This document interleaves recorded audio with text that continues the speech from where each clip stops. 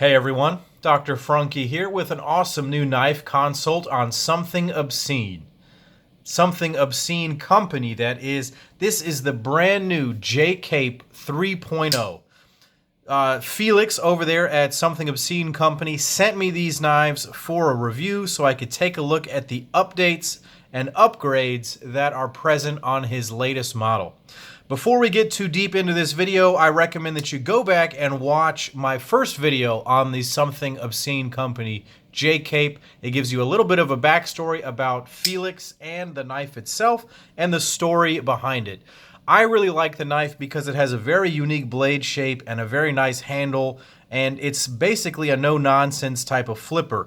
It's made for hard use, and I really like it. It is just a no-nonsense kind of a knife, and Felix himself makes some really awesome fixed blade knives with some amazing grinds, and so it's cool to see a compound grind on this knife. This knife is made by We Knives out of China, but it is a unique entity in the market. So I wanted to show these knives. I wanted to say thanks again to Felix for sending these along so we could take a look at them. These knives were initially available in a pre-order. They're going to be shipping sometime in the next couple of months, maybe late March or something like that. There will be another set of pre-orders that'll be opening up here in the coming weeks for another batch. So what is new about the J-Cape 3.0? Well, we're going to go ahead and turn these knives over, and all of the features are going to be immediately apparent. So what you can see is that there have been some major aesthetic changes to the clips, and we've removed the flipper tab. We now have a thumb stud deployment as an option. So this knife has not only changed in the sense that now you have more options for opening, you have all these options available in all the finishes. And so we're going to go through each of these options so we can see what we're talking about. The original knife came much like this, with a lightning bolt pocket clip and a flipper tab. One of the things that I complained about in the original video was the fact that there was some jimping right here, much like the Hinderer XM18 series. That remains one of my biggest flaws, in my opinion, of that knife and of the previous J-Cape iterations. He has since done away with that jimping right there. Also, the blade choil has changed a little bit here. It's larger to accommodate a fully sharpened edge all the way to the back.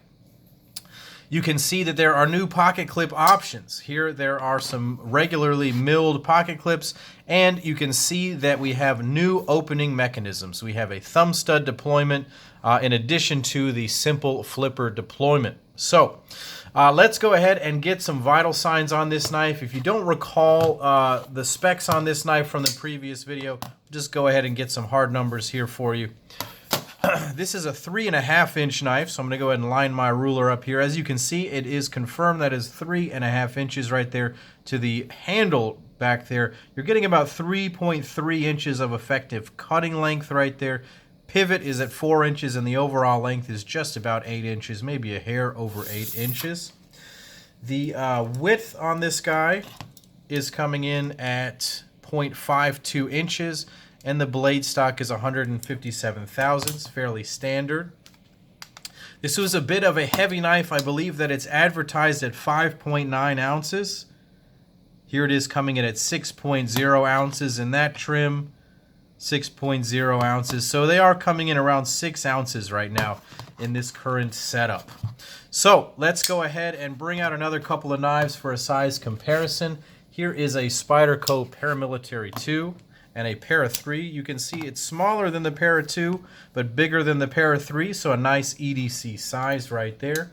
I have another couple of knives you may be familiar with. Here's an Olamic Swish, which is a much larger knife.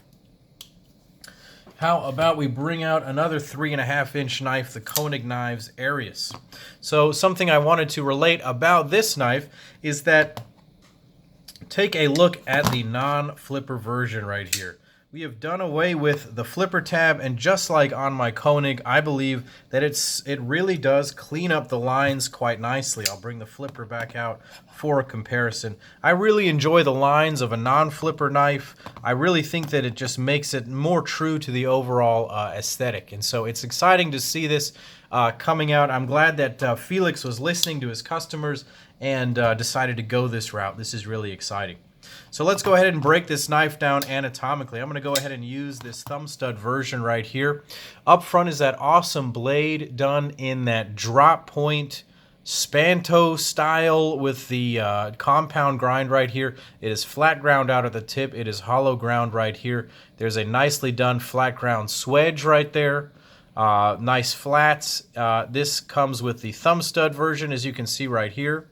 I should say that this blade on the 3.0 is done in M390. That's really exciting. He asked his customers what blade steel they wanted on the next version. And yes, oh yes, they wanted M390, and so that's what it is. It will be M390. Very nice. As you can see, the knife is able to be spider flicked with these thumb studs, which is something that I absolutely love. I really enjoy opening a knife that way, and the fact that you have it is just fun. It just makes it that much more enjoyable. If you're watching my channel, you're probably one of the guys that enjoys handling his knife as much as he likes using his knife. It's a thing. You can make fun of me if you want to, but if you're watching my channel, you're probably into that. So it certainly has that fidget factor. I will say that the thumb studs are destined to change. As you can see right here, they have that sort of I don't know, a mushroom appearance where they have the head right there. I will say that that is going to turn into a regular cylindrical thumb stud before the day is done. Those are a bit proud from the scales as well. You can see that they're a little bit wider than the scales. The studs are going to sit flush with the level of the scales, and they're going to be a normal cylinder. I'll bring out my Jason Guthrie Scout as a model of what that means. It's going to be just a straight cylinder, much like what you see right there. I'm just going to show this beautiful Mokutai just for a nice cameo. How you doing? Okay. So back to the knives. This thing also has, as I mentioned before, a new choil. You can get your finger into it if you want to. I'm not going to call it a finger choil. It's more of a proper blade choil so that it's easier to sharpen and easier to get the factory to send it with a fully sharpened edge. So that's one of the reasons, that's the main reason that it was changed, so that the blade edge could be fully sharpened like that. It is running on ceramic bearings on the inside, caged bearings. It does have a steel lock bar insert, and there is no lock stick whatsoever. It locks up firmly, satisfactorily, and a couple of spine whack tests, this thing does not close down on you. Very solid lockup. Definitely enjoy that. And the detent is just right. I will say that on these prototypes, the detent on this Blurple version right here is significantly stronger, and so it's a little bit harder to actuate, but the one on this model is absolutely perfectly tuned. I think that they'll be more closely related to this one than they will be to this one. This one may have been modified just a little bit. Basically, they're going to be tuned just right for both a thumb stud and for a flipper deployment. We'll see. Let's hope that they do that. Sometimes a little bit can be lost in that translation, so let's see what that'll do. Moving back to the handles here, the change that I mentioned before, there is a removal of the jimping that was here previously. If I were to make a small suggestion, I might even like to see a more nicely milled pocket for the finger right here. It's, to me, that's sort of a sign of a knife that's really thought through completely, that there's actually an area here for the finger to land that's comfortable. Sometimes people make a spot there that's really uncomfortable, and that's kind of disappointing. I'm going to go ahead and bring out the Hoback Snex Buster as just an example of how not to do this, because there are some sharp corners right here, unfortunately. We'll get a review of this knife at some point in the near future as well. The rest of the handle remains the same. So let's go ahead and talk about the finishes so that we have an understanding of what's going on there. The finishes are either this gray stonewash, as you can see, or you can get it in bronze with black, a black blade and black hardware, or in this Blurple with a black blade and black hardware. Moving on to the clips back here, you can see there are two different variants. We have the fully milled clip right here, and we have the lightning bolt clip. So your imagination can run wild with these, and you can kind of spec it out the way that you want. You can get the type of clip that you want, you can get the color that you want, or you can get the thumb stud or the flipper deployment.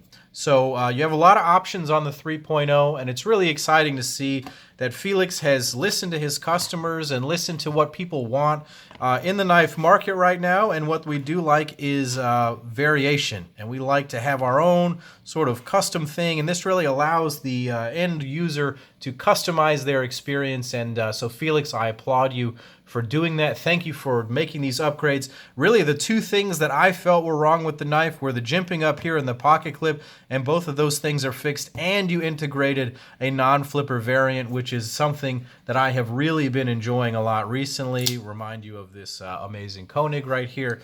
Definitely something I'm happy to see. So thank you to Felix for sending these along. You guys should check these knives out. Go ahead and follow him on Instagram at Something Obscene Company. Go ahead and follow me at Dr. Frunkey. And go ahead, click like and subscribe to my channel here. Leave some comments down below about what you think about these knives. And I'll leave some links so you can get some information. I'll leave the link to my old video and to his website so you can take a look. So thank you guys for watching. And as always, this is Dr. Frunkey saying take care.